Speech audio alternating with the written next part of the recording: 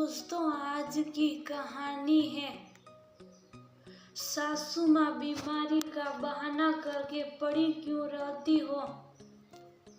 दोस्तों, कहानी शुरू करने से पहले अगर आपने चैनल को सब्सक्राइब नहीं किया हो तो कर लीजिए ताकि आपके पास पहुंच सके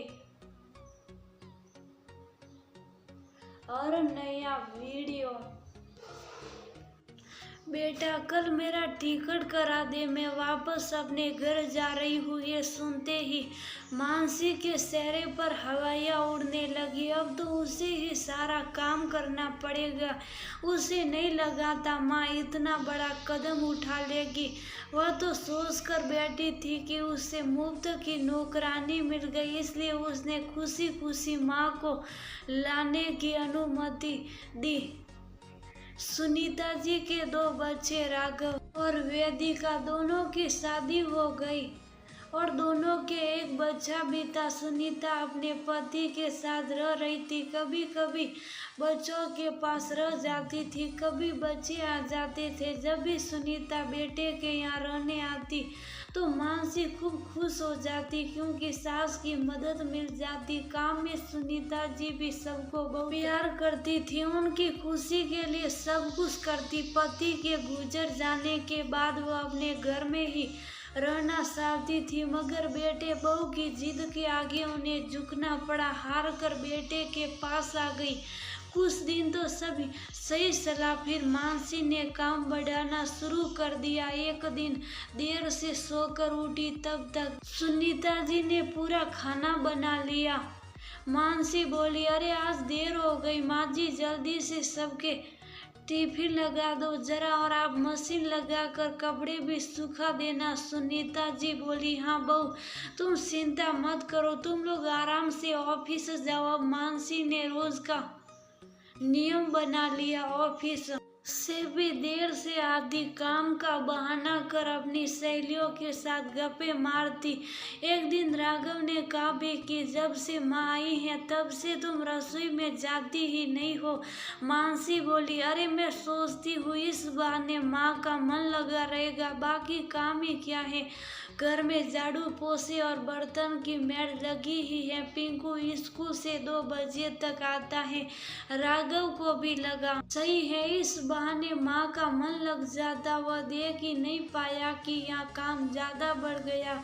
पिंकू को खिलाना, उसकी देखभाल करना, दोनों समय का खाना, फिर भी सुनीता जी बच्चों की खुशी के लिए करती रहती। उन्हें अपनों का साथ भी मिल रहा था। मानसी भी खुश, क्योंकि सास का खर्चा कुछ था नहीं बल्कि अपनी पैशन में से वही कुछ जरूरत होती तो खर्च कर देती। एक दिन सरिता जी की तबीयत खराब हो गई, वह सुबह उठ नहीं पाई तो खाना बन नहीं पाया। वह खुद बहू के उठने की राह देख रही। मानसी उठ कर आई, देखा माँ जी अभी लेटी हुई है। हाल चाल पूछना तो दूर, बोली, माँ जी आज आपने कुछ बनाया नहीं, अब मैं पिंकू को क्या रखूं, राघव और मैं भी क्या लेकर जाएंगे। सरिता जी को भी गुस्सा आ गया, बोली, बहू कारण पूछने की जगह तुम गुस्सा हो रही हो।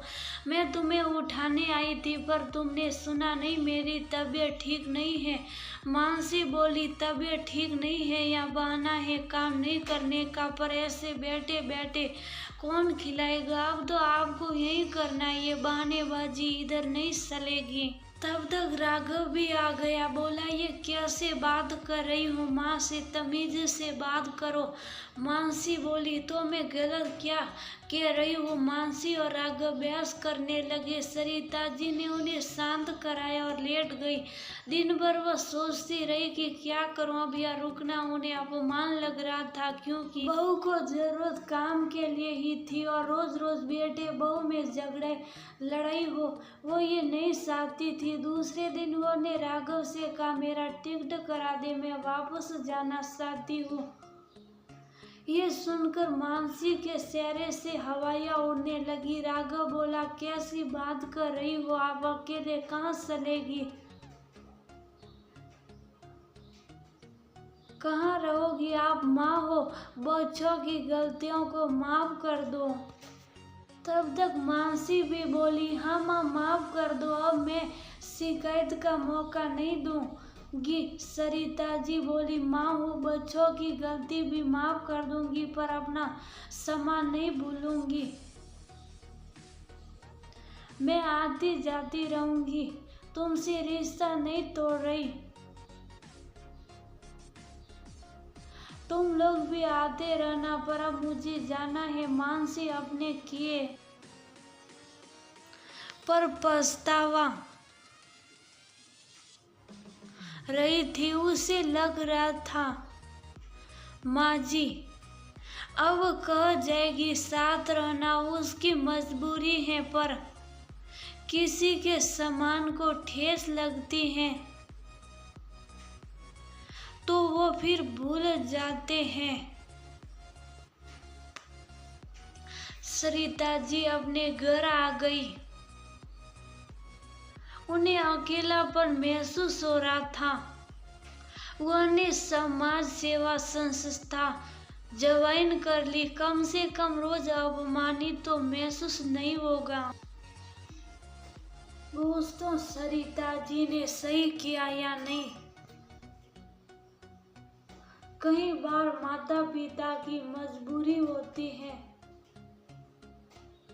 बच्चों के साथ रहना। उम्र के एक पड़ाव पर साथ की जरूरत होती है, पर अपना सम्मान हर उम्र में सबको प्यारा होता है। लोग कहते हैं अकेले रहना मंजूर है, पर बच्चों के साथ नहीं रह सकते। पर खुद की तकलीफ खुद को ही समझ आती है।